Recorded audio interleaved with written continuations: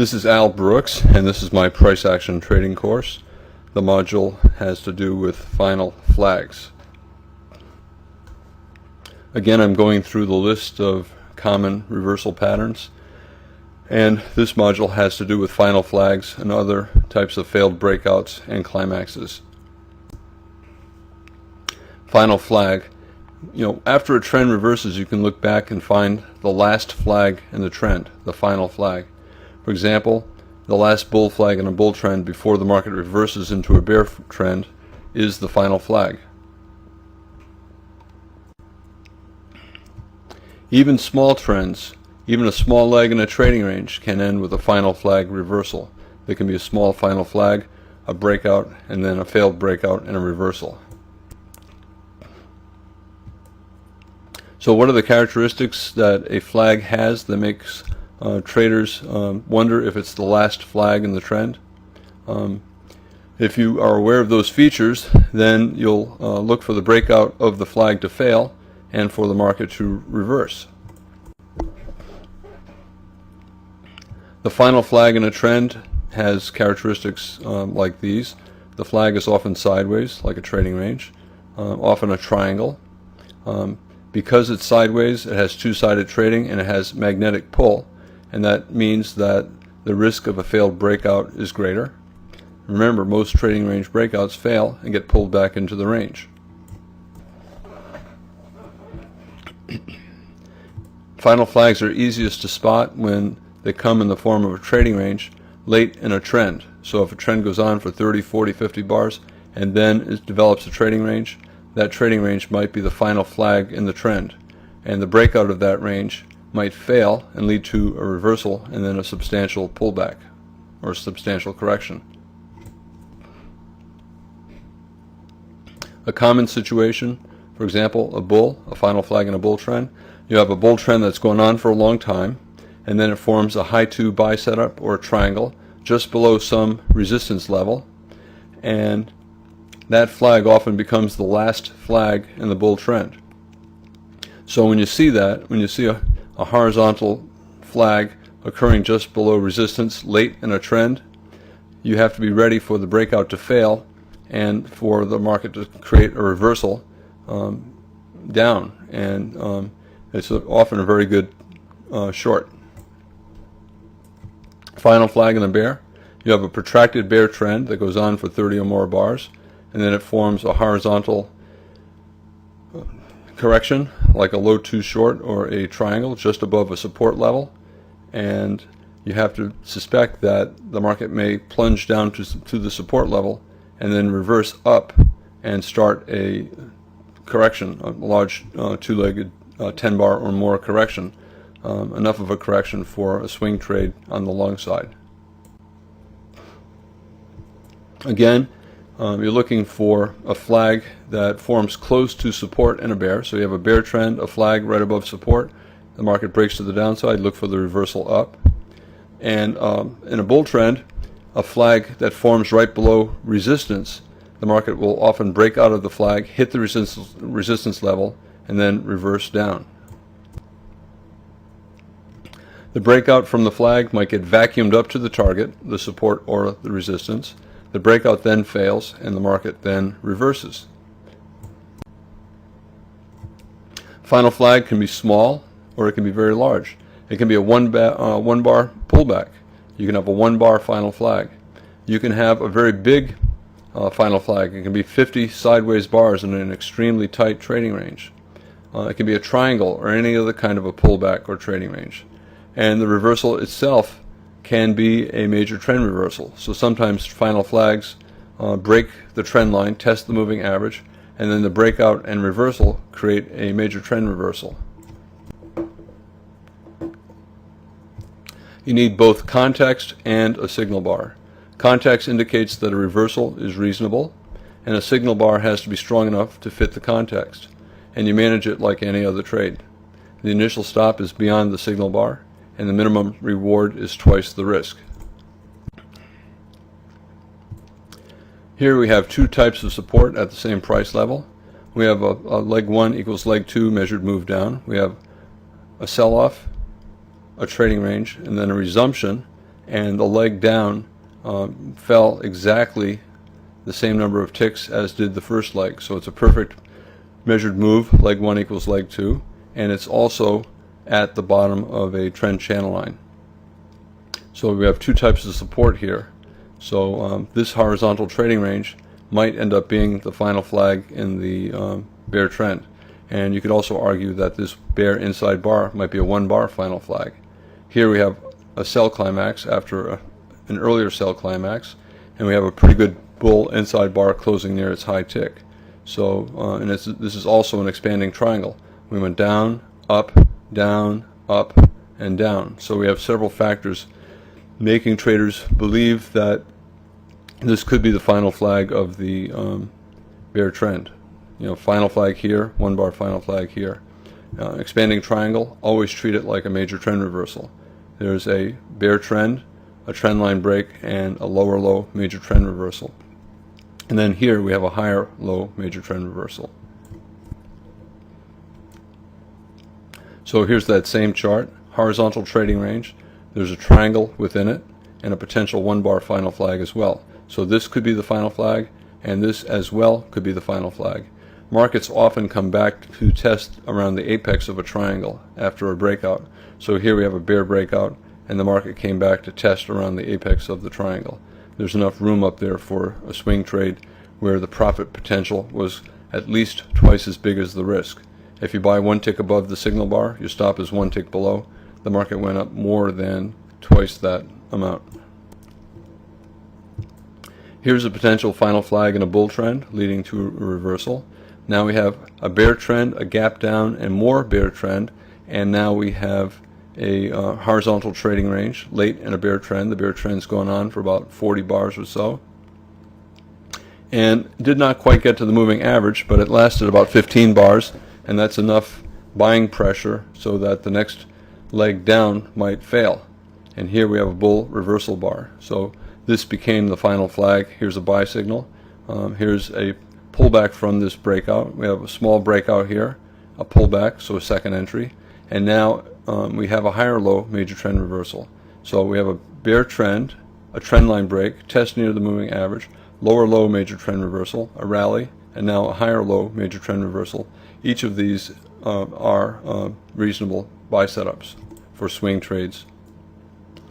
And at the top we have a higher high major trend reversal and a final flag reversal. Final flag, a breakout, and it's a higher high major trend reversal followed by a lower high major trend reversal.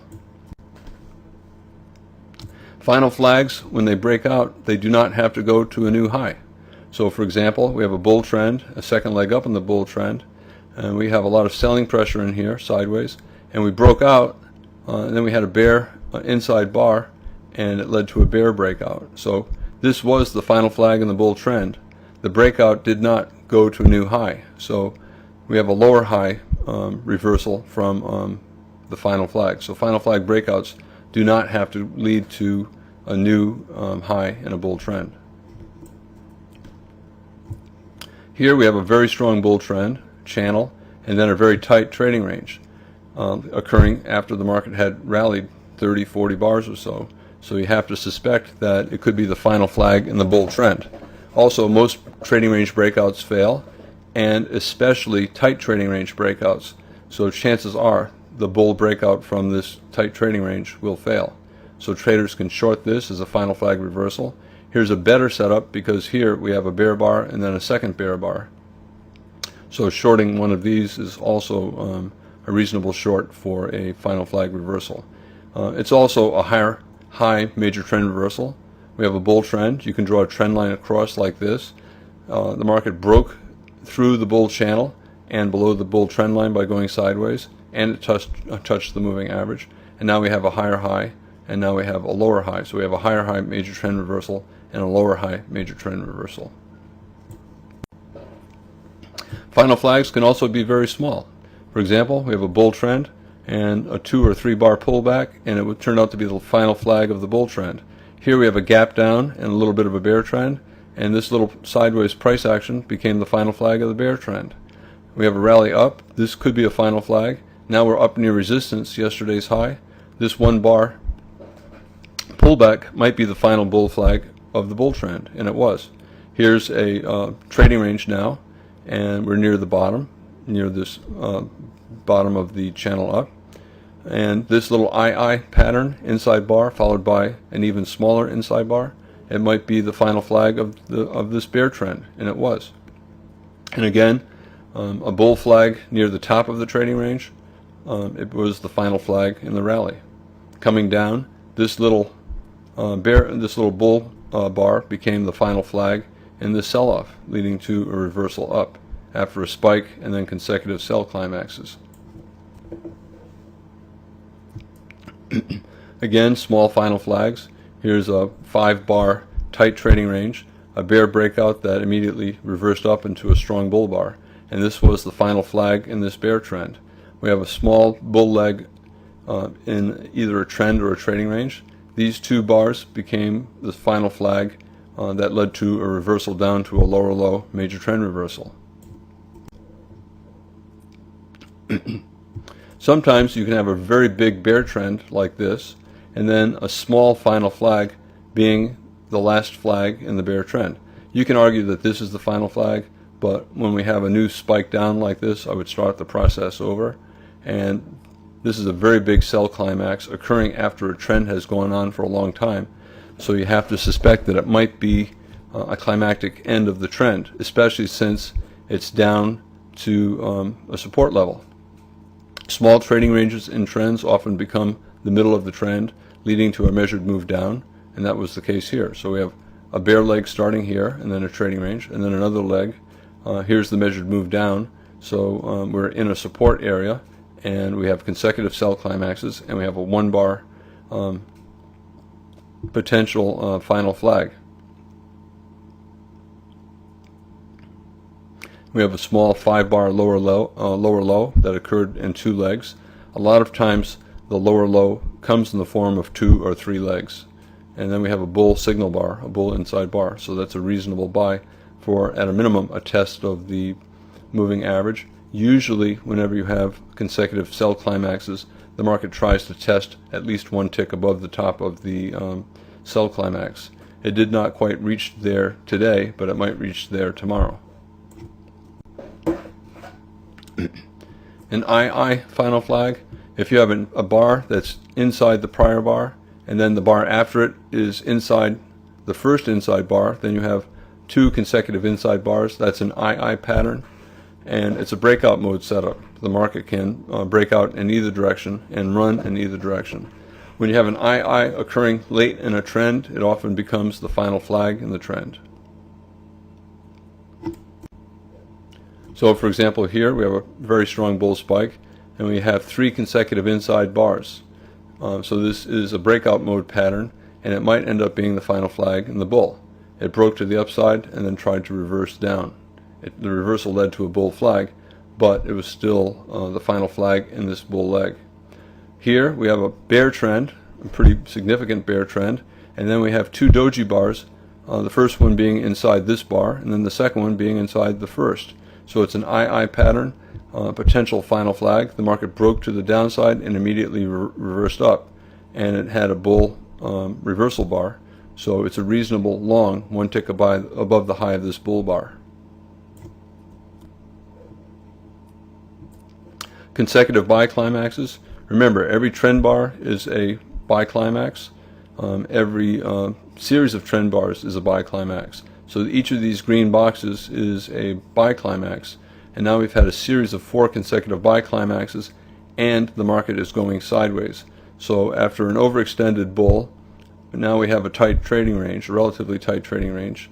I did not draw the trend line in, but you could draw a bull trend line here. This broke below the bull trend line and went sideways for 15 bars. That's a lot of selling pressure. It hit the moving average. This is a potential final flag. So traders will watch the breakout from this flag and see if it then has a reversal setup. So we have the good context, but the bears need to have a good signal bar as well. And here's the breakout. It went probably further than what traders wanted, but after this extreme buying and then more extreme buying here and more extreme buying here, it's a reversal bar. even though it has a bull body. Remember, if the bar has a close below the midpoint, it's a reversal bar. To me, this is a reasonable short for a swing down. At a minimum, we should get to the bottom of this bull spike. Probably will come all the way back into the final flag, because that's what usually happens. And after such extreme buying, you'd expect at least 10 bars, 2 legs down. Since the pattern lasted so many bars, 50, 60, 70 bars, I think you'll probably get more than 10 bars down, and you'll probably come back all the way here. So this is a reasonable good sell setup.